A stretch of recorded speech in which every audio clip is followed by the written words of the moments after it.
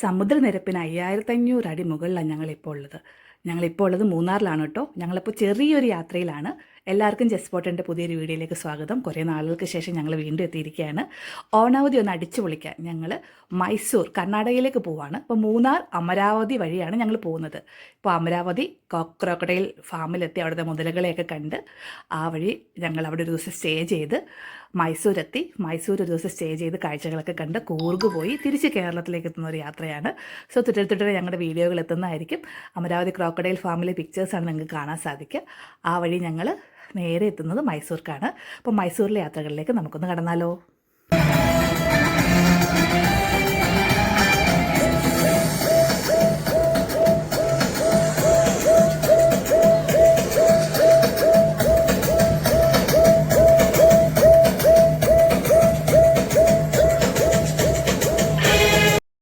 ഞങ്ങൾ മൈസൂർ ആദ്യം എത്തിയത് നമ്മുടെ ഫേമസ് ആയിട്ടുള്ള വൃന്ദാവൻ ഗാർഡനിലേക്കാണ്. എത്തിയപ്പോൾ തന്നെ വൈകുന്നേരമായി.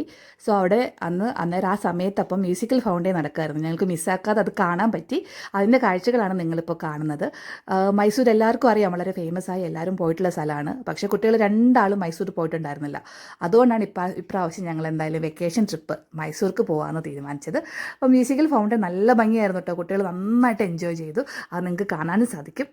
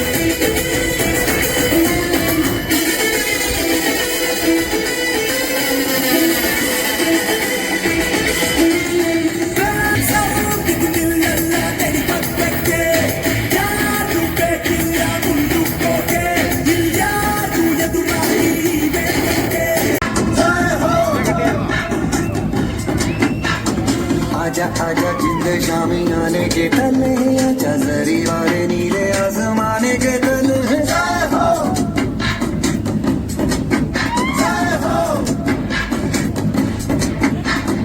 आजा आजा जिंद शामी आने के तले, आजा जरी वाले नीले आसमाने के तले।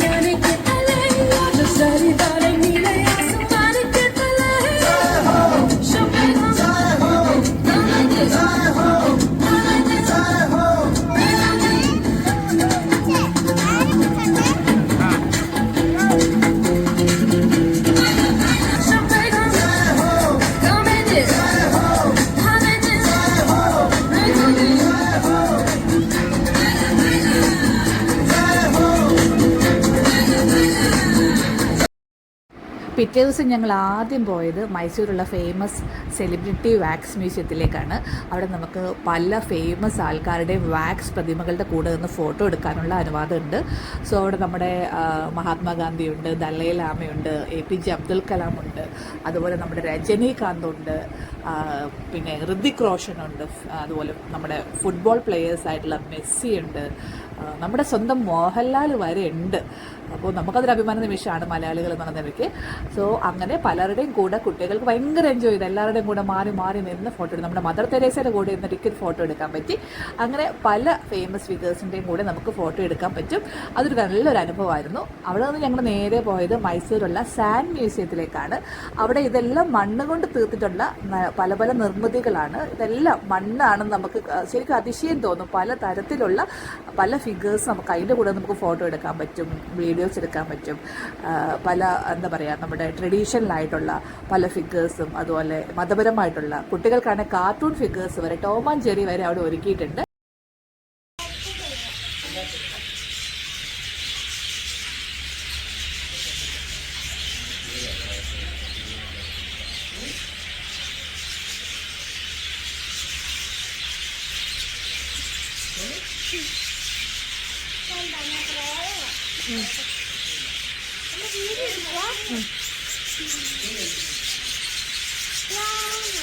മൈസൂരിലെ സാൻഡ് മ്യൂസിയമാണിത്.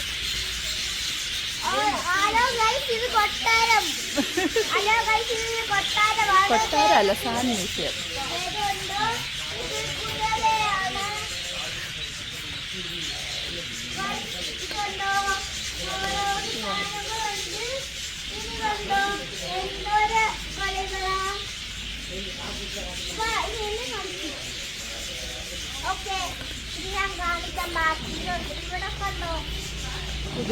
ഒട്ടകം ഇത് കണ്ടോ, അടിപൊളിയല്ലേ?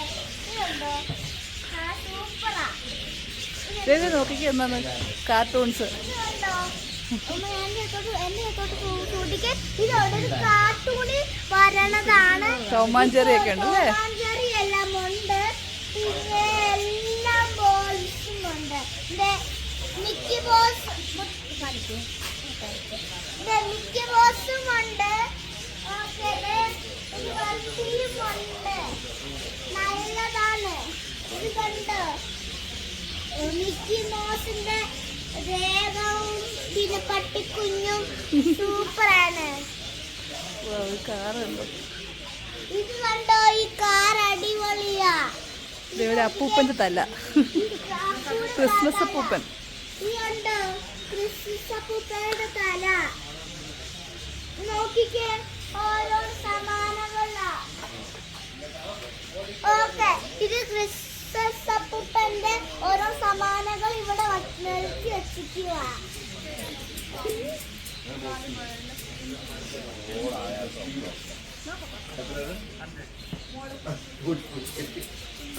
ക്രിസ്മസ് ട്രീ ഉണ്ടോ ഉണ്ടാക്കി വെച്ചേക്കണം.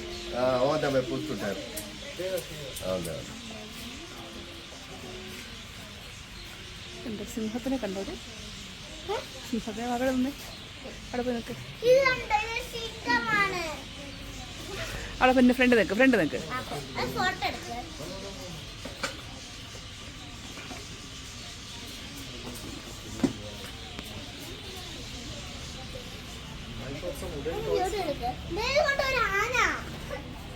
ആന,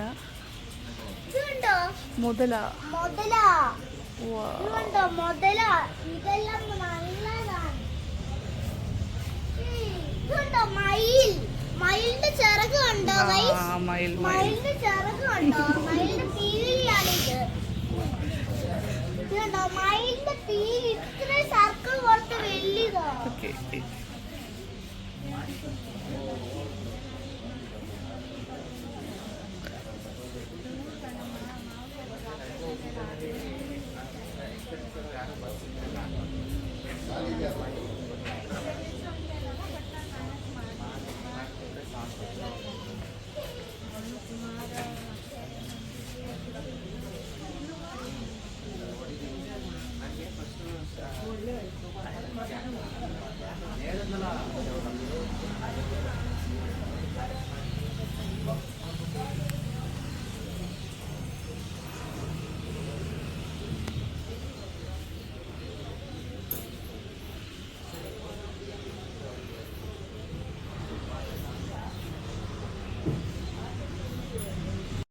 മൈസൂരിലെ കാഴ്ചകൾ കഴിഞ്ഞിട്ടില്ല. ഞങ്ങൾ അവിടെ ഒന്ന് ചാമുണ്ഡി ഹിൽസിൽ പോയി അവിടേക്ക് ഒന്ന് കറങ്ങി, വീണ്ടും മൈസൂർ പാലസിൽ ഒന്ന് കറങ്ങി. പിന്നെ വേറൊരു പ്രത്യേക ഒരു സ്ഥലത്തോട് ഞങ്ങൾ പോയിട്ടുണ്ട്. കുട്ടികൾക്കൊക്കെ ഇഷ്ടമാകും. അതിൻ്റെ കാഴ്ചകൾ ഞങ്ങൾ നാളത്തെ വീഡിയോയിൽ കാണിക്കാം. അപ്പോൾ ബൈ ബൈ, വീണ്ടും കാണാം.